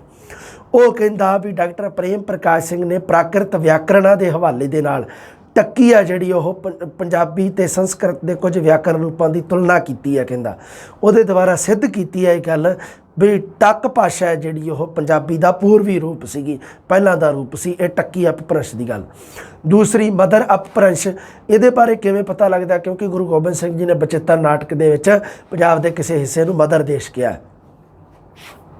ਬਸ ਆਪਾਂ ਦੋ ਹੀ ਗੱਲਾਂ ਕਰਨੀਆਂ ਸੀਗੀਆਂ, ਬਸ ਇਹ ਗੱਲਾਂ ਕਲੀਅਰ ਹੋ ਗਈਆਂ। ਸੋ ਇਹ ਜਿਹੜਾ ਡਾਕਟਰ ਪ੍ਰੇਮ ਪ੍ਰਕਾਸ਼ ਸਿੰਘ, ਇਹਨੇ ਲਘੂ ਪ੍ਰਾਕ੍ਰਿਤਾਂ ਦਾ ਵਾਦ ਦਿੱਤਾ, ਜਿਹਦੇ ਵਿੱਚ ਉਹਨੇ ਆਪਾਂ ਦੋ ਹੀ ਮੇਨ ਪੜ੍ਹਨ ਵਾਲੇ ਸੀਗੇ, ਟੱਕੀ ਅਤੇ ਮਦਰ, ਬਾਕੀ ਦਾ ਕੋਈ ਮਤਲਬ ਨਹੀਂ। ਕਕਈ ਦੇ ਉੱਪਰ ਕਕਈ ਦਾ ਸਭ ਤੋਂ ਜ਼ਿਆਦਾ ਪ੍ਰਭਾਵ ਰਿਹਾ। ਹਾਲਾਂਕਿ ਹਾਂ ਅਗਲੀ ਗੱਲ ਕਰਦੇ ਆਪਾਂ, ਨੋਟ ਲਾ ਕੇ ਮੈਂ ਕੁਛ ਗੱਲਾਂ ਲਿਖੀਆਂ। ਇੱਥੇ ਆਹ ਗੱਲ ਪੜ੍ਹੋ ਪਹਿਲਾਂ ਦਾ। ਪੰਜਾਬ ਵਿੱਚ ਪਹਿਲਾਂ ਕਕਈ, ਮਦਰ, ਟੱਕ ਪ੍ਰਾਕ੍ਰਿਤਾਂ ਦਾ ਪ੍ਰਚਾਰ ਪ੍ਰਸਾਰ ਹੋਇਆ। ਹੁਣ ਤੁਸੀਂ ਕਹੋਗੇ ਸਰ ਫਿਰ ਪੰਜਾਬੀ ਭਾਸ਼ਾ ਦਾ ਨਿਕਾਸ ਹੋਇਆ ਕਿਵੇਂ?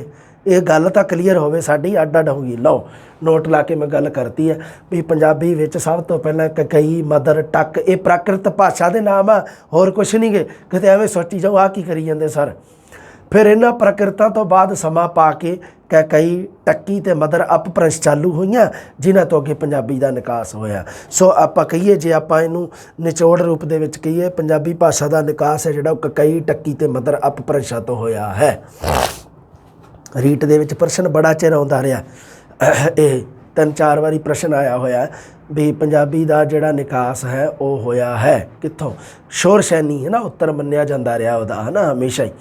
ਕਾਰਨ ਉਹਦੇ ਪਿੱਛੇ ਕਿਉਂਕਿ ਇੱਕ ਤਾਂ ਘੱਟ ਪੜ੍ਹੇ ਲਿਖੇ ਬੈਠੇ ਆ ਉੱਤੇ, ਉਹਨਾਂ ਨੂੰ ਤਾਂ ਪਤਾ ਹੀ ਨਹੀਂਗਾ। ਸ਼ੋਰਸ਼ੈਨੀਵਾਦ ਹੈ ਜਿਹੜਾ ਉਹ ਗਰੀਅਰਸਨ ਨੇ ਦਿੱਤਾ।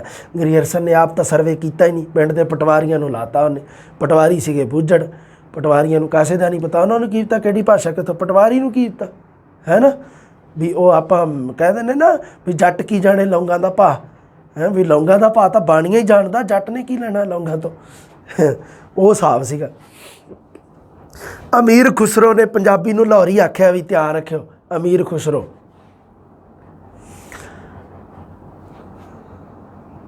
ਮੋਹਸਨ ਫਾਨੀ ਨੇ ਇਹਨੂੰ ਜ਼ਬਾਨ ਜਟਾਨ ਪੰਜਾਬ ਕਿਹਾ ਆ, ਪੰਜਾਬ ਦੇ ਜੱਟਾਂ ਦੀ ਬੋਲੀ। ਹਾਮਦ ਕਿੱਸਾਕਾਰ ਜਿਹੜਾ ਉਹਨੇ ਆਪਣੀ ਰਚਨਾ ਹੀਰ ਵਿੱਚ ਇਸ ਨੂੰ ਜੱਟ ਕੀ ਬੋਲੀ ਕਿਹਾ ਹੈ। ਅੰਗਰੇਜ਼ ਲਿਖਾਰੀਆਂ ਅਤੇ ਬਾਲ ਗੰਗਾਧਰ ਤਿਲਕ ਨੇ ਇਹਨੂੰ ਗੁਰਮੁਖੀ ਕਿਹਾ ਹੈ। ਪੰਜਾਬੀ ਸ਼ਬਦ ਦੀ ਸਭ ਤੋਂ ਪਹਿਲਾਂ ਵਰਤੋਂ ਤੁਹਾਨੂੰ ਪਤਾ ਹੀ ਹੈ ਹਾਫਿਜ਼ ਬਰਖੁਰਦਾਰ ਨੇ ਕੀਤੀ ਸੀਗੀ, ਹੈ ਨਾ। ਤੁਰਤ ਪੰਜਾਬੀ ਆਖ ਸੁਣਾਈ ਜੇ ਕੋ ਹੋਵੇ ਮਾਇਲ, ਇਸ ਤਰ੍ਹਾਂ ਕਰਕੇ ਕਹਿੰਦਾ ਹਾਫਿਜ਼ ਬਰਖੁਰਦਾਰ, ਹੈ ਨਾ। ਸਭ ਤੋਂ ਪਹਿਲਾਂ ਪੰਜਾਬੀ ਸ਼ਬਦ ਦੀ ਵਰਤੋਂ ਹੈ ਜਿਹੜੀ ਉਹ ਪੰਜਾਬੀ ਦੇ ਵਿੱਚ ਉਹ ਕੀਤੀ ਹੈ, ਜਿਹੜੀ ਉਹ ਹਾਫਿਜ਼ ਬਰਖੁਰਦਾਰ ਨੇ। ਅੱਛਾ, ਵਿਲੀਅਮ ਕੈਰੀ ਦਾ ਨਾਮ ਸੁਣਿਆ ਹੋਣਾ ਤੁਸੀਂ, ਹੈ ਨਾ। ਵਿਲੀਅਮ ਕੈਰੀ ਨੇ ਪੰਜਾਬੀ ਭਾਸ਼ਾ ਦਾ ਵਿਆਕਰਨ ਲਿਖਿਆ ਸੀਗਾ। ਉਹਨੇ ਪੰਜਾਬੀ ਨੂੰ ਸਿੱਖਾਂ ਦੀ ਬੋਲੀ ਕਿਹਾ, ਇਹ ਵੀ ਤੁਸੀਂ ਚੇਤੇ ਰੱਖਣਾ। ਉਹਨੇ ਕਿਹਾ ਪੰਜਾਬੀ ਹੈ ਜਿਹੜੀ ਉਹ ਸਿੱਖਾਂ ਦੀ ਬੋਲੀ ਹੈ। ਹਾਂਜੀ, ਪੰਜਾਬੀ ਭਾਸ਼ਾ ਦੀ ਹੁਣ ਗੱਲ ਕਰਦੇ ਹਾਂ ਆਪਾਂ ਵਿਕਾਸ ਦੀ। ਪੰਜਾਬੀ ਭਾਸ਼ਾ ਵਿਕਾਸ ਦੇ ਪੜਾਵ ਕਈ ਬਣਦੇ ਆ, ਮੈਂ ਹਟਾਤੇ ਸੀਗੇ। ਇੱਕ ਬੁੱਕ 'ਚ 4 ਦਿੱਤੇ ਸੀ, ਪਰ ਮੈਂ ਕਿਹਾ ਨਹੀਂ 4 ਤਾਂ ਕਿਉਂ ਆ, ਕਿੰਨੇ ਵੀ ਬਣਾ ਰੱਖੇ, ਕਿਸੇ ਨੇ ਕਿੰਨੇ ਕਿਸੇ ਨੇ ਕਿੰਨੇ। ਸੋ ਇਹ ਪ੍ਰਸ਼ਨ ਨਹੀਂ ਬਣਦਾ ਵੀ ਪੰਜਾਬੀ ਦੇ ਵਿਕਾਸ ਦੇ ਕਿੰਨੇ ਪੜਾਅ ਹੈ, ਕੋਈ ਪ੍ਰਸ਼ਨ ਨਹੀਂ ਬਣਦਾ ਇਸ ਤਰ੍ਹਾਂ ਦਾ।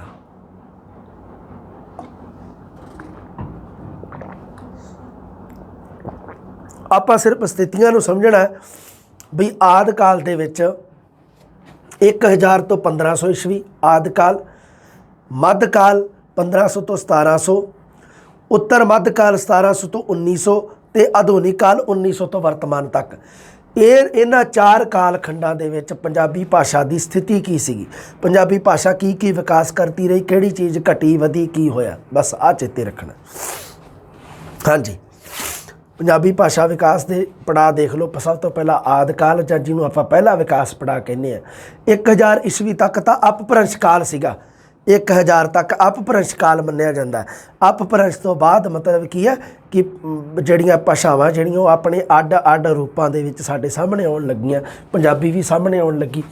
1000 ਤੋਂ 1500 ਈਸਵੀ ਤੱਕ ਦੇ ਕਾਲਖੰਡ ਨੂੰ ਕਿਹਾ ਜਾਂਦਾ ਹੈ ਸੰਧੀ ਕਾਲ ਜਾਂ ਸੰਕ੍ਰਾਂਤੀ ਕਾਲ ਵੀ ਕਿਹਾ ਜਾਂਦਾ ਹੈ। ਕਾਰਨ ਕਿਉਂਕਿ ਅਪਭ੍ਰੰਸ਼ ਤੇ ਆਧੁਨਿਕ ਭਾਸ਼ਾ ਦੋਨਾਂ ਦੇ ਵਿੱਚ ਸੰਧੀ ਹੈ। ਇੱਕ ਅਪਭ੍ਰੰਸ਼ ਖਤਮ ਹੋ ਰਿਹਾ ਹੈ, ਅਪਭ੍ਰੰਸ਼ ਖਤਮ ਹੋ ਰਿਹਾ ਹੈ ਤੇ ਅੱਗੇ ਵਰਤਮਾਨ ਭਾਸ਼ਾ ਹੈ ਜਿਹੜੀ ਮੰਨ ਲਓ ਪੰਜਾਬੀ ਹੈ ਨਾ, ਉਹ ਹੈ ਜਿਹੜੀ ਉੱਭਰ ਕੇ ਸਾਹਮਣੇ ਆ ਰਹੀ ਹੈ, ਆਪਣੇ ਅਸਲੀ ਰੂਪ ਦੇ ਵਿੱਚ ਸਾਹਮਣੇ ਆ ਰਹੀ ਹੈ। ਪਹਿਲਾਂ ਤਾਂ ਅਪਭ੍ਰੰਸ਼ ਦੇ ਥੱਲੇ ਦੱਬੀ ਵੀ ਸੀਗੀ। ਇਸ ਕਰਕੇ 1000 ਤੋਂ 1500 ਈਸਵੀ ਦੇ ਕਾਲ ਨੂੰ ਸੰਧੀ ਦਾ ਕਾਲ ਕਿਹਾ ਜਾਂਦਾ। ਦੇਖੋ ਸੰਧੀ ਹੈ ਇਹਨਾਂ ਦੀ ਆਪਸ ਦੇ ਵਿੱਚ, ਆ ਲੋ ਕਰਤੀ ਸੰਧੀ, ਬੌਂਡ ਪਾਤਾ ਵਿੱਚ ਇੱਕ। ਸੰਧੀ ਕਾਲ ਜਾਂ ਸੰਕ੍ਰਾਂਤੀ ਕਾਲ ਕਿਹਾ ਜਾਂਦਾ, ਯਾਦ ਰੱਖਣਾ ਤੁਸੀਂ ਇਹਨੂੰ। ਹਾਂ, ਪ੍ਰੇਮ ਪ੍ਰਕਾਸ਼ ਸਿੰਘ ਨੇ ਇਹਨੂੰ ਇਸ ਕਾਲ ਨੂੰ ਕਿਹਾ ਅਪਭ੍ਰੰਸ਼ ਪ੍ਰਧਾਨ ਪੰਜਾਬੀ, ਵੀ ਇਸ ਕਾਲ ਦੇ ਵਿੱਚ ਪੰਜਾਬੀ ਹੈ ਜਿਹੜੀ ਉਹ ਜਿਹੜੀ ਬੋਲੀ ਜਾਂਦੀ ਸੀਗੀ ਉਹਦੇ ਵਿੱਚ ਅਪਭ੍ਰੰਸ਼ ਪ੍ਰਧਾਨ ਸੀਗੀ। ਡਾਕਟਰ ਹਰਕੀਰਤ ਸਿੰਘ ਨੇ ਇਸ ਕਾਲਖੰਡ ਦੀ ਪੰਜਾਬੀ ਨੂੰ ਮੁੱਢਲੀ ਅਵਸਥਾ ਵਾਲੀ ਪੰਜਾਬੀ ਕਿਹਾ। ਇਹ ਯਾਦ ਰੱਖਣੇ ਆ ਤੁਸੀਂ, ਬਹੁਤ ਇੰਪੋਰਟੈਂਟ ਹੈ। 15ਵੀਂ ਸਦੀ ਤੱਕ ਪੰਜਾਬੀ ਭਾਸ਼ਾ ਦਾ ਸਰੂਪ ਹੈ ਜਿਹੜਾ ਉਹ ਅਪਭ੍ਰੰਸ਼ ਪ੍ਰਧਾਨ ਹੈ, ਕਿਉਂਕਿ ਅਪਭ੍ਰੰਸ਼ ਦਾ ਪ੍ਰਭਾਵ ਹੈ। 15ਵੀਂ ਉਦੋਂ ਕੀ ਹੁੰਦਾ, 15ਵੀਂ ਸਦੀ ਤੱਕ ਜਾਂਦਿਆਂ ਉਹ ਜਿਹੜੀ ਸੰਧੀ ਕਾਲ ਜਾਂ ਸੰਕ੍ਰਾਂਤੀ ਕਾਲ ਹੈ, ਮਤਲਬ ਕੀ ਹੈ ਵੀ ਦੋਨੇ ਅਪਭ੍ਰੰਸ਼ ਤੇ ਪੰਜਾਬੀ ਦੋਨੋਂ ਅਲੱਗ-ਅਲੱਗ ਹੁੰਦੀਆਂ ਨਜ਼ਰ ਆਉਂਦੀਆਂ ਅੰਤ ਦੇ ਵਿੱਚ। ਪਰ ਹਜੇ ਨਹੀਂ, ਆ ਦੇਖ ਲਓ ਇਸ ਕਾਲ ਦੇ ਵਿੱਚ ਅਜੇ ਵੀ ਅਪਭ੍ਰੰਸ਼ ਪ੍ਰਧਾਨ ਪੰਜਾਬੀ ਹਰਕੀਰਤ ਸਿੰਘ ਨੇ ਇਹਨੂੰ ਮੁੱਢਲੀ ਅਵਸਥਾ ਕਿਹਾ। ਇਸੇ ਕਰਕੇ 15ਵੀਂ ਸਦੀ ਦੀ ਜਿਹੜੀ ਪੰਜਾਬੀ ਭਾਸ਼ਾ ਹੈ ਉਹਦਾ ਸਰੂਪ ਹੈ ਜਿਹੜਾ ਉਹ ਅਪਭ੍ਰੰਸ਼ ਪ੍ਰਧਾਨ ਹੈ। ਠੀਕ ਹੈ ਜੀ, ਗੱਲ ਕਲੀਅਰ ਹੋ ਗਈ। ਹੁਣ ਇੱਕ ਹੋਰ ਗੱਲ ਚੇਤੇ ਰੱਖਣੀ ਹੈ ਤੁਸੀਂ, ਅਵਹਟ ਸ਼ਬਦ ਵੀ ਆਈ ਜਾਂਦਾ ਸੀਗਾ। ਮੈਂ ਕਿਹਾ ਚਲੋ ਅਵਹਟ ਨੂੰ ਵੀ ਕਲੀਅਰ ਕਰ ਦਈਏ। ਕਈ ਵਿਦਵਾਨਾਂ ਨੇ ਕੀ ਕੀਤਾ, ਅਪਭ੍ਰੰਸ਼ ਤੋਂ ਬਾਅਦ ਤੇ ਆਧੁਨਿਕ ਬੋਲੀਆਂ ਤੋਂ ਪਹਿਲਾਂ ਦੇ ਸਮੇਂ ਦੀ ਭਾਸ਼ਾ ਨੂੰ ਅਵਹਟ ਭਾਸ਼ਾ ਦਾ ਨਾਮ ਵੀ ਦਿੱਤਾ ਹੈ। ਅਵਹਟ ਸ਼ਬਦ ਤੁਸੀਂ ਸੁਣਿਆ ਹੋਇਆ ਹਿੰਦੀ ਦੇ ਵਿੱਚ। ਇਸ ਕਾਲ ਦੇ ਵਿੱਚ ਤੁਸੀਂ ਕਹੋ ਸਰ ਪੰਜਾਬੀ ਦੀ ਕਿਹੜੀ ਰਚਨਾ ਰਚੀ ਗਈ ਸੀਗੀ? ਅੱਛਾ, ਇੱਕ ਤਾਂ ਨਾਥ ਜੋਗੀ ਇਸ ਕਾਲ ਦੇ ਵਿੱਚ ਹੋਏ ਹੈ ਨਾ, ਬਾਬੇ ਸ਼ੇਖ ਫਰੀਦ ਦੀ ਰਚਨਾ ਵੀ ਇਸ ਕਾਲ ਦੇ ਵਿੱਚ ਰਚੀ ਗਈ ਹੈ ਨਾ। ਇੱਕ ਹੋਰ ਸੀਗੀ, ਦੇਖੋ ਬਹੁਤ ਪ੍ਰਸਿੱਧ ਰਚਨਾ ਸੀਗੀ, ਰਚਨਾ ਅਦੈਮਾਨ ਦੀ ਸੰਦੇਸ਼ ਰਾਸ਼ਕ ਸੀਗੀ। ਉਹ ਅਪਭ੍ਰੰਸ਼ ਪ੍ਰਧਾਨ ਪੰਜਾਬੀ ਦਾ ਨਮੂਨਾ ਹੈ। ਮਤਲਬ ਜੇ ਤੁਹਾਨੂੰ ਕੋਈ ਕਵੇ ਵੀ ਪੰਜਾਬੀ ਭਾਸ਼ਾ ਦੇ ਵਿਕਾਸ ਪੜਾਵ ਦੇ ਵਿੱਚ ਜਿਹੜਾ ਪਹਿਲਾ ਵਿਕਾਸ ਪੜਾਵ ਸੀ ਉਹਦੇ ਵਿੱਚ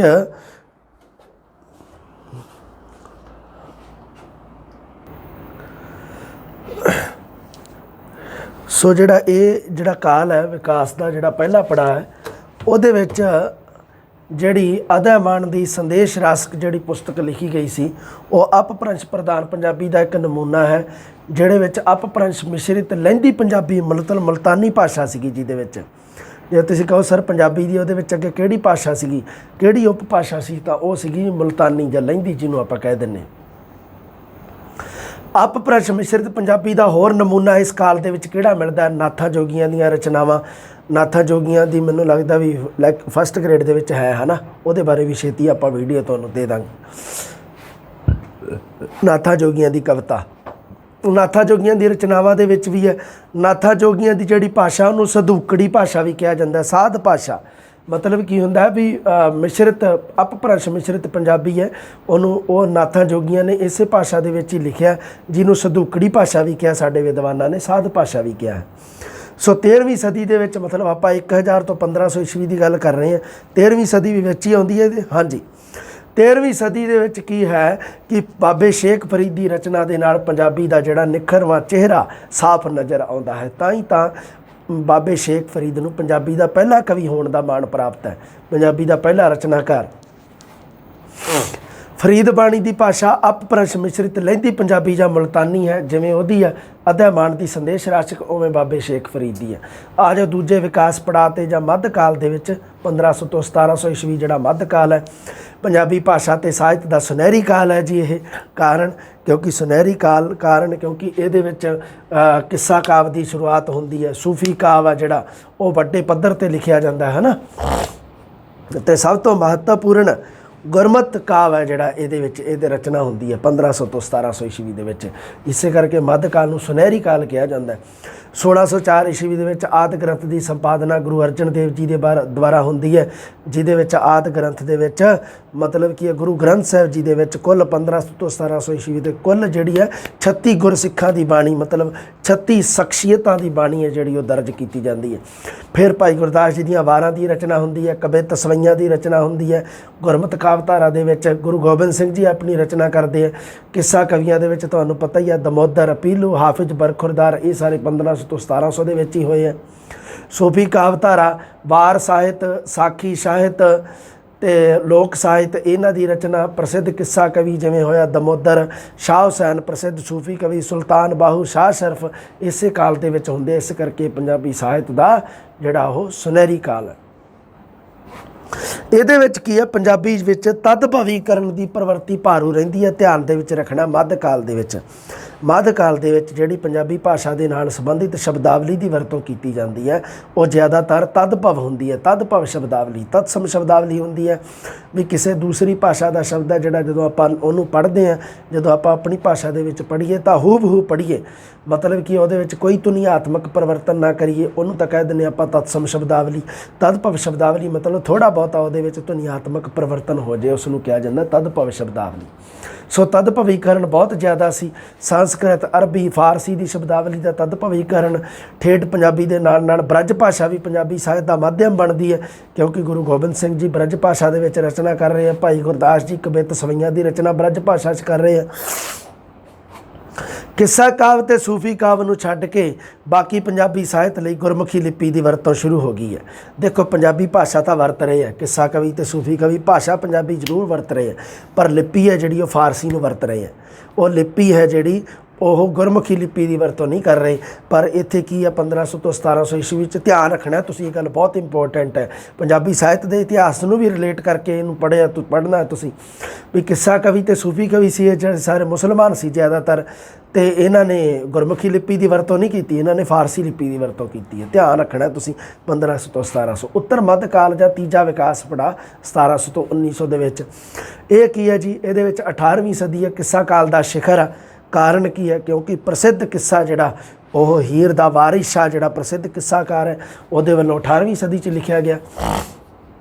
ਫਿਰ ਬੁੱਲੇ ਸ਼ਾਹ, ਅਲੀ ਹੈਦਰ, ਫਰਦ ਫਕੀਰ, ਗੁਲਾਮ ਫਰੀਦ, ਫਾਰਸੀ ਸ਼ਬਦਾਵਲੀ ਦੀ ਬਹੁਤ ਵਰਤੋਂ ਕੀਤੀ ਗਈ ਹੈ। ਪੰਜਾਬੀ ਭਾਸ਼ਾ ਦੇ ਵਿੱਚ ਫਾਰਸੀ ਸ਼ਬਦਾਵਲੀ ਦੀ ਭਰਪੂਰ ਵਰਤੋਂ ਹੋਈ ਹੈ। ਜਿਵੇਂ ਮੰਨ ਲਓ ਤੁਸੀਂ ਕਿੱਸਾ ਕਵੀ ਪੜ੍ਹ ਰਹੇ ਹੋ, ਇਹਦੇ ਬਾਰੇ ਵਾਰਿਸ ਸ਼ਾਹ ਬਾਰੇ ਤੇ ਬਹੁਤ ਸਾਰੀ ਫਾਰਸੀ ਸ਼ਬਦਾਵਲੀ ਵਰਤੀ ਉਹਨੇ, ਹੈ ਨਾ। ਫਾਰਸੀ ਭਾਸ਼ਾ ਨੇ ਪੰਜਾਬੀ ਦੇ ਸ਼ੁੱਧ ਵਿਆਕਰਣ ਖੇਤਰ ਨੂੰ ਛੱਡ ਕੇ ਬਾਕੀ ਸਾਰੇ ਅੰਗਾਂ ਉੱਤੇ ਤਤਸਮ ਪ੍ਰਭਾਵ ਪਾਇਆ। ਮਤਲਬ ਕੀ ਹੋਇਆ, ਫਾਰਸੀ ਦੇ ਸ਼ਬਦ ਜਿਉਂ ਦੇ ਤਿਉਂ ਪੰਜਾਬੀ ਵਿੱਚ ਲਏ ਜਾਣ ਲੱਗੇ। ਬਸ ਸਿਰਫ ਵਿਆਕਰਣ ਜਿਹੜੇ ਨਿਯਮ ਸੀ ਉਹਨਾਂ ਨੂੰ ਛੱਡ ਕੇ, ਵਿਆਕਰਣ ਖੇਤਰ ਨੂੰ ਛੱਡ ਕੇ। ਆਹ ਸੰਘਰਸ਼ੀ ਧੁਨੀਆਂ ਜਿਹੜੀਆਂ ਤੁਹਾਡੀਆਂ ਅੱਗੇ ਪੈਰ ਬਿੰਦੀ, ਜੱਜੇ ਪੈਰ ਬਿੰਦੀ, ਫੱਫੇ ਪੈਰ ਬਿੰਦੀ, ਖੱਖੇ ਪੈਰ ਬਿੰਦੀ, ਛੱਛੇ ਪੈਰ ਬਿੰਦੀ, ਹੈ ਨਾ, ਇਹ ਫਾਰਸੀ ਦੀਆਂ ਧੁਨੀਆਂ ਹੈ, ਫਾਰਸੀ ਦੀ ਪ੍ਰਭਾਵ ਅਧੀਨ ਆਈਆਂ ਆਪਣੇ। 19ਵੀਂ ਸਦੀ ਦੇ ਵਿੱਚ ਦੇਖੋ ਮਹਾਰਾਜਾ ਰਣਜੀਤ ਸਿੰਘ ਦਾ ਰਾਜ ਸੀ ਪੰਜਾਬ ਦੇ ਉੱਪਰ, ਹੈ ਨਾ।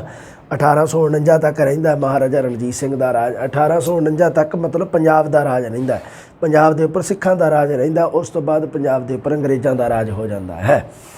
ਕਾਲ ਵੇਲੇ ਰਾਜ ਦਰਬਾਰ ਦੀ ਭਾਸ਼ਾ ਫਾਰਸੀ ਰਹੀ। ਮਹਾਰਾਜਾ ਰਣਜੀਤ ਸਿੰਘ ਨੇ ਜਿਹੜੀ ਰਾਜ ਦਰਬਾਰ ਦੀ ਭਾਸ਼ਾ ਜਿਹੜੀ ਪੰਜਾਬੀ ਨੂੰ ਨਹੀਂ ਬਣਾਇਆ, ਅਤੇ 1849 ਦੇ ਵਿੱਚ ਅੰਗਰੇਜ਼ਾਂ ਨੇ ਵੀ ਪੰਜਾਬ ਦੇ ਵਿੱਚ ਪੰਜਾਬੀ ਨੂੰ ਪਾਸੇ ਰੱਖਤਾ। ਉਹਨਾਂ ਨੇ ਉਰਦੂ ਭਾਸ਼ਾ ਨੂੰ ਸਿੱਖਿਆ ਪ੍ਰਾਪਤੀ ਦਾ ਮਾਧਿਅਮ ਬਣਾਤਾ ਸੀਗਾ। महाराजा रणजीत सिंह के राज दे विच भी मतलब पंजाबी भाषा के विकास वास्ते कोई खास मतलब उपराला नहीं किया गया। फिर अंग्रेज़ों ने तो करना ही की सी, अंग्रेज़ों ने आउंदियां सारे पंजाबी पंजाबी वो कहते किहड़ी भाषा कहते, उन्होंने की किया उर्दू भाषा नूं लागू करता। मतलब जो भी पढ़िया जाऊगा उर्दू भाषा दे विच सिक्ख्या जिहड़ी उर्दू भाषा च। हुण अज जी आधुनिक काल च चौथा विकास पड़ाव 1900 तो वर्तमान तक। हुण आधुनिक काल दे विच पंजाबी भाषा के उपर अंग्रेजी भाषा का प्रभाव वध जांदा है। 13 अप्रैल 1968 के विच लक्ष्मण सिंह गिल मुख मंत्री जदों हुंदा पंजाब दा, वो पंजाबी नूं राज भाषा का दर्जा दे दिंदा। लो जी हुण काम शुरू हो जांदा पंजाबी भाषा के विकास का। अकादमिक पद्धर उत्ते पंजाबी की उचेरी सिक्ख्या का माध्यम बन जाती है।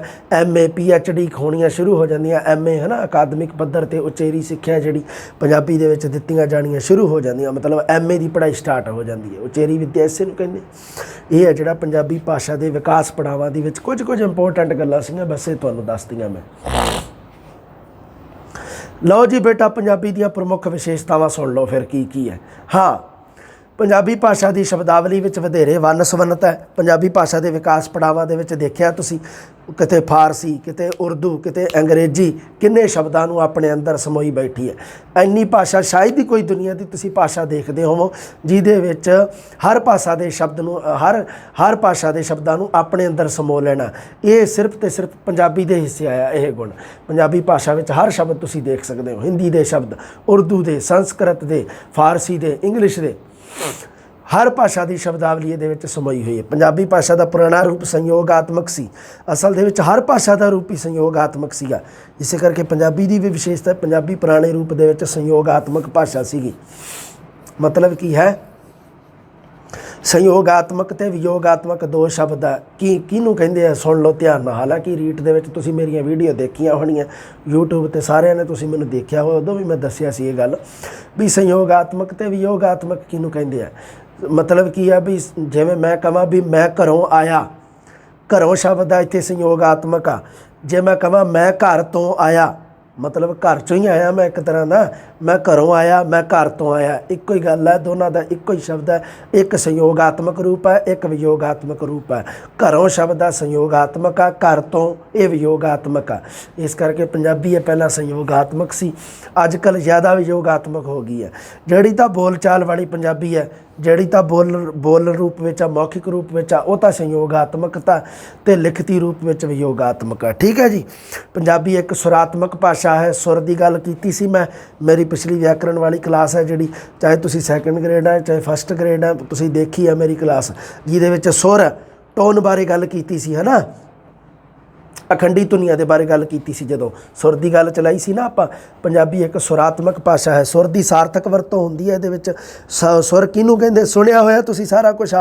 उस क्लास दे विच साह दे धक्के नूं कहा जांदा है दा उच्चारण नहीं हुंदा। जिवें चाह शब्द है, जिवें उदाहरण वास्ते, है ना। किधर गया? हाँ आ रहा।